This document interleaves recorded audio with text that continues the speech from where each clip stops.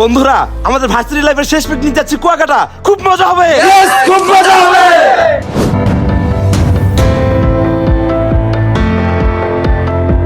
ওই দেখ বিশ্বাস আজকেও লেট। তোর কি দেরি করার স্বভাব যাইবো না কখনো?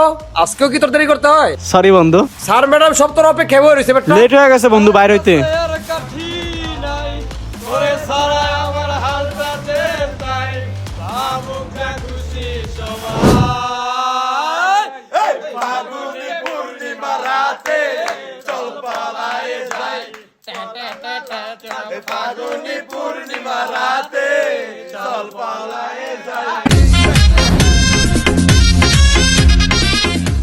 এই ওরা দুজন উপরে কেন রে? ওকে দুজন ডেকে নিয়ে আয়। এই বন্ধু এদিকে আয়, এদিকে আয়। না না না আমরা পারি না, তোরা থাক তোরা থাক। এদিকে আসো, এদিকে আসো।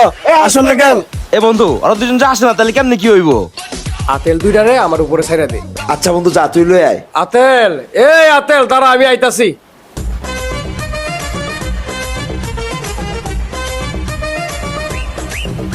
তোরা এনে দাঁড়ায় দাঁড়ায় নাটক করতেছিস কে রে? আর যা সাঁতার পারি না বুঝোস না বন্ধু। এনে যারা আছে সবাই সাঁতার পারে, তোর মনে হইতাছে? পানি দেখলে ভয় লাগে বন্ধু, বুঝোস না এটা। সমাজ বুঝছ না, তুই পারলা না, তুই ঘুরতে আইছ, যাবে না যা। মরে গেলে দাদা হুট করে যদি কিছু হয়, আমি থাকতে কি তোরা মরে যাবি গা? ওই যে হেই পর্যন্ত বেটা, এই যে এই পানি। পানির ব্যাপার বুঝোস না বন্ধু। যাও বেটা, আমি বুঝবো। চল বেটা, চল চল। দূর বেটা, তোরা খালি খালি ভয় পাস বেটা, তোকে মতো দূরে আমি একলাই সামনে দিব। বুঝিস কিন্তু বন্ধু আমরা কিন্তু সাঁতার জানি না।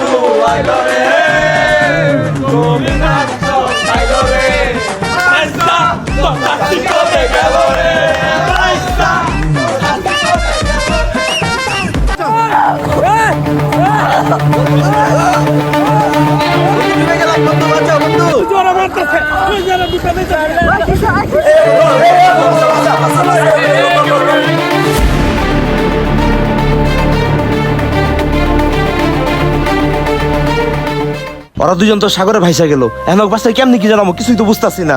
বন্ধু বন্ধু, ইয়াসিনের লাশ সাগরে ভাইসা উঠছে। কি কর? ও বন্ধু তাড়াতাড়ি চল, বন্ধু তাড়াতাড়ি চল।